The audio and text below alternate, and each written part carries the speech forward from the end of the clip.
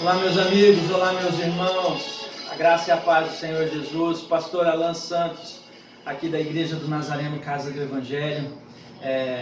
A gente vai fazer uso dessas plataformas de mídias sociais, em especial eu vou começar a usar agora o perfil na plataforma do YouTube, para poder gravar algumas mensagens, conversar um pouquinho mais com vocês, dividir pensamentos, meditações, até mesmo momentos de culto para esse tempo.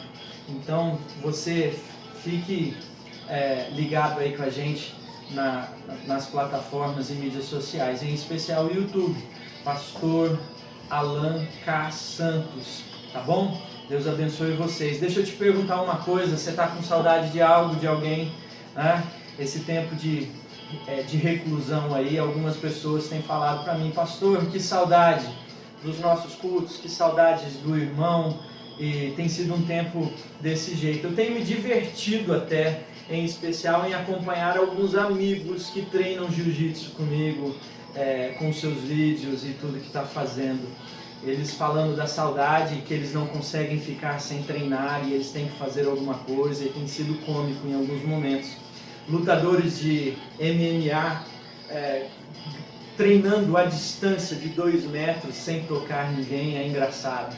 Meu professor Adriano tem feito vídeos compartilhando movimentos, nós chamamos de drills, onde eles praticam alguns movimentos que pode não só te manter em forma, mas pode também te ajudar a ganhar mais flexibilidade em alguns movimentos específicos do jiu-jitsu.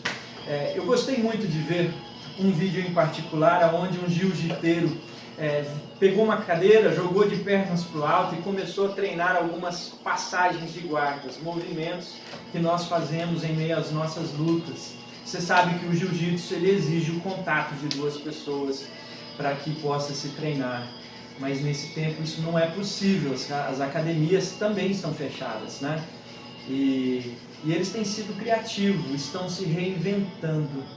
Reinventar, por sinal, tem sido a palavra da nossa liderança da igreja, dos nossos líderes. A igreja precisa se reinventar nesse momento.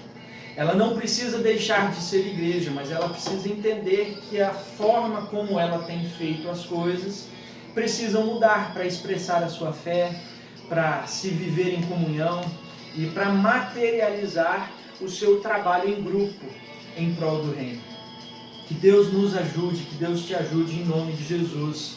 Eu compartilhando contigo nesse instante um texto que o Senhor tem colocado no meu coração por esses dias. Está lá no Pentateuco, Antigo Testamento, livro de Números, capítulo 20. Alguns versos aqui, mas nos primeiros, já verso 3, vai falar de Moisés e Arão e o povo de Israel rodando ali no deserto. E mais uma vez, olha só, o verso 3 diz assim: o povo discutia com Moisés, dizendo: antes tivéssemos morrido, quando ainda estávamos diante do Senhor, lá no deserto, lá no Egito. Em alguns momentos eles desejavam voltar. Nesse exato instante, eles estão murmurando pela falta de água que eles têm no deserto. E aí, verso 6, Moisés e Arão, eles saem diante da discussão com o povo, procuram a Deus, oram ao Senhor.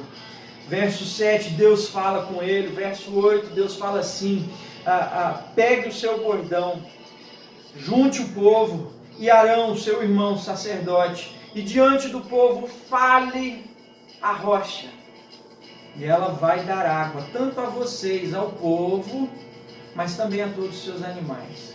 E que cenário miraculoso! Ele fez o que Deus pediu a ele, mas não fez exatamente da forma que Deus falou. Olha o que diz o verso 11, Moisés levantou a mão e feriu a rocha 2 vezes com o seu bordão, e aí saiu a água, jogou a água para a congregação e todos os animais. Há aqui uma certa um tempero, né? Uma intempestividade, olha que palavrão, da parte de Moisés. Ele está agitado, ele está, talvez pela luta, pelo contato com o povo, cabeça dura, murmurando, E ele compra essa ideia nas suas falas com Deus. Você pode estudar o texto, capítulo 20 de Números, um pouquinho melhor, você vai entender o que eu estou dizendo. O povo age com rebeldia e Moisés e Arão entram nessa. E olha o verso 11, 12. Mas o Senhor disse a Arão e Moisés: porque não creram em mim. Crer tem mais, não é somente acreditar, tem a ver com como fazemos as coisas também. Porque não creram em mim para me santificarem diante dos filhos de Israel. Vocês não farão este povo entrar na terra que lhes dei. A consequência aqui da parte de Deus é que Moisés e Arão não entrarão junto com esse povo que murmura na terra prometida. E a gente sabe que a história nos diz que é Josué quem vai guiar o povo na terra prometida. Porque Moisés e Arão agiram com destempero e não honraram a Deus. Ainda que fizeram, um grande milagre aconteceu, Deus honrou ali até o milagre, né, fazendo o milagre, mas ainda assim não honraram exatamente de todas as formas como deveriam. E como consequência eles não entram na terra prometida. Eu aprendo aqui que nós não é só o fazer, mas é como nós fazemos as coisas. Não é só adorar a Deus, mas é como nós adoramos. Não é só se reunir e estarmos juntos no templo, mas é o porquê, como nós fazemos isso.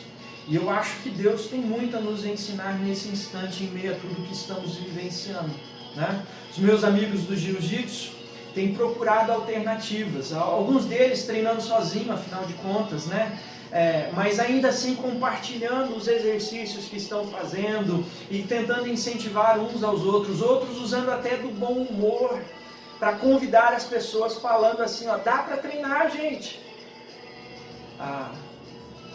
Nós enquanto igrejas devemos fazer o mesmo. Não é mais uma questão de quem tem autoridade para fazer o quê. Nós precisamos nos unir e nos reinventar durante esse novo tempo. Precisamos encontrar formas e aproveitar as oportunidades para se buscar a Deus.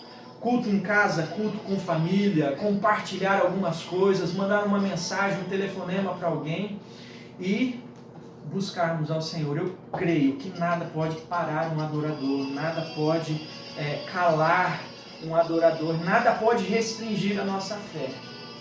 E Deus é fiel para usar esse ano, essas situações que nos cercam, para nos fortalecer. Então seja fortalecido em nome de Jesus. Busque a Deus, busque a comunhão em nome de Jesus. Deus te abençoe.